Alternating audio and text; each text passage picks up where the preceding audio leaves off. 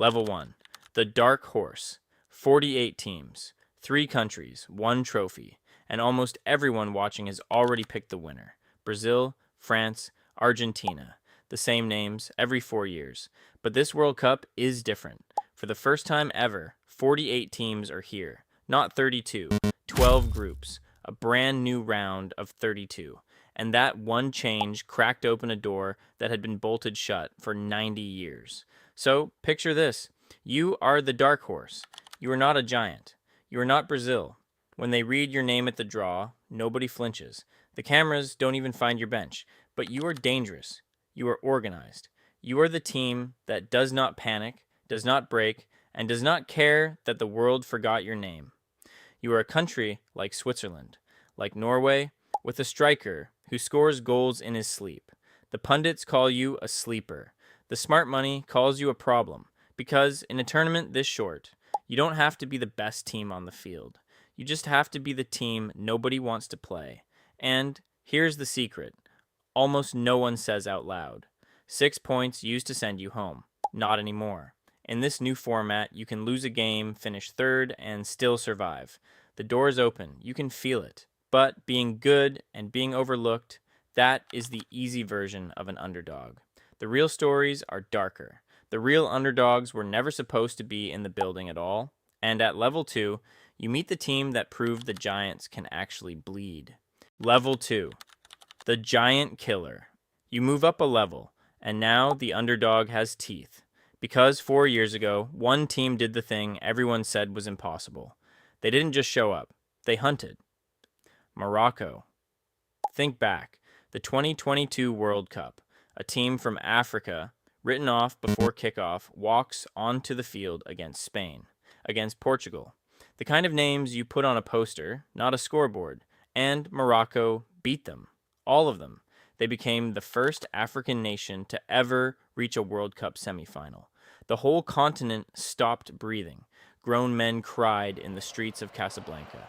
And the giants, the ones with all the money and all the stars, walked off the field stunned. That is what changed everything. Morocco proved the giants can bleed. Now feel what that does to you as the underdog. You are no longer just hoping to survive. You have seen it done. You have proof. You know that on the right night, in the right 90 minutes, reputation means nothing. And in 2026, Morocco is back. And they are not the cute story anymore.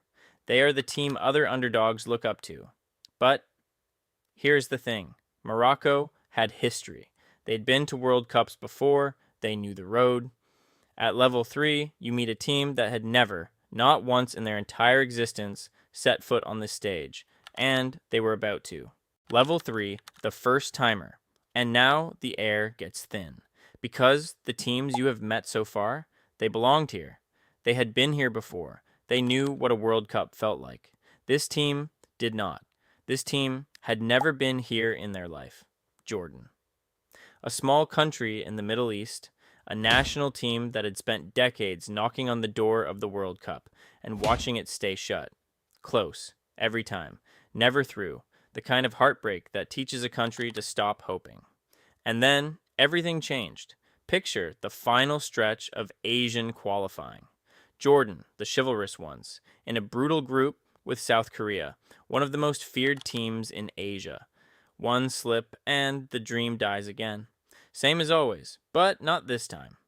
Jordan finished second behind only South Korea and punched their ticket. For the first time in their entire history, they were going to a World Cup. Their weapon is a winger named Moussa Altamari, who plays his club football in France and turns defenders inside out. When he gets the ball, you lean forward. So does everyone in Jordan, and now feel the weight on your shoulders. You are not playing for points. You are playing for every single person back home who was told this day would never come. You are the first, ever. But Jordan, at least, sits near the sea. They have neighbors, they have a coastline. At level 4, you meet a team so far from any ocean in any direction that getting here at all felt like science fiction. Level 4, the doubly landlocked, and now we go somewhere the World Cup has never been. Look at a map of Asia. Way out in the middle, far from any coast, you find a country most Americans could not place. No ocean for hundreds of miles. In fact, to even reach the sea, you have to cross not one country, but two. There are only two nations on Earth like that. One of them just made history. Uzbekistan, the first Central Asian country to ever reach a World Cup. 38 million people, an old stop on the ancient Silk Road, and a football team that for years was the definition of so close, yet so far. They had the talent. They had the near misses. What they never had was the ticket. So how do you fix that? You don't buy stars, you build them. Uzbekistan poured everything into their young players, and it worked. They won the Asian under-17 title. They won the under-20s. They reached the Olympics for the first time ever. A whole generation grown in the same soil, rising together. And that generation did what no Uzbek team had done before. They qualified. Now feel it. You come from a place the football world never looks. No coastline, no glory, no history on this stage. Just a country that decided it was tired of watching and built its way in from nothing. That is a miracle of patience. A country that planted seeds and waited years for them to grow. But the next underdog did not have years to build. At level 5, you meet a nation of 10 tiny islands scattered in the ocean with fewer people than a single American city. Level 5, the volcanic islands. And now the country gets smaller, a lot smaller. Leave the mainland behind. Fly out over the Atlantic, off the west coast of Africa, until the land disappears and all you see is water. Then, scattered across the ocean, 10 little volcanic islands. That is the whole country. Cape Verde. 500,000 people, spread across rock and sea. No giant league, no deep bench of superstars. The kind of place that should never, ever produce a World Cup team. And for their entire history, they didn't. Until now. Here's what makes it land. To get to this World Cup, Cape Verde had to win their qualifying group. And sitting right there in that group was Cameroon. 5-time World Cup veterans. A genuine African powerhouse.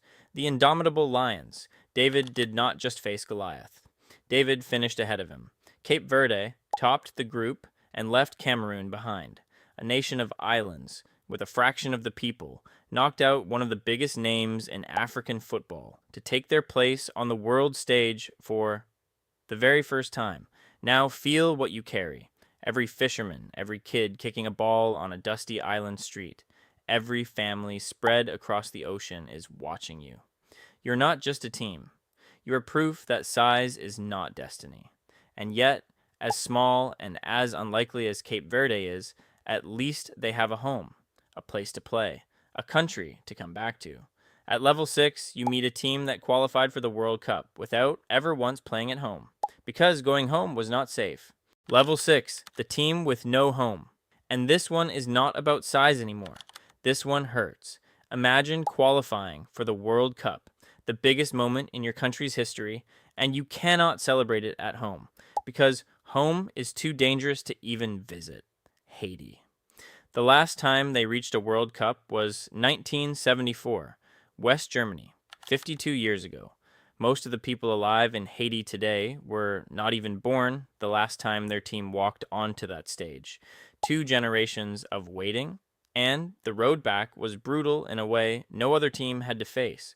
Because of violence and unrest back home, Haiti could not play a single home qualifier in their own country. Not one. They played their home games 500 miles away on another island. Sit with that. Every home game played in someone else's country, a team with no home field fighting for a nation watching from a distance. It gets heavier. Their own head coach, the man who led them all the way here, had never set foot in Haiti. Not once. It was not safe for him to go.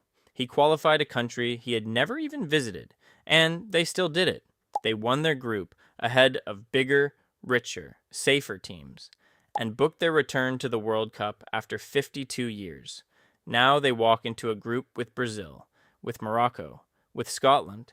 Nobody gives them a prayer. But Haiti was never playing for the odds. They were playing for a whole country that needed something, anything to believe in.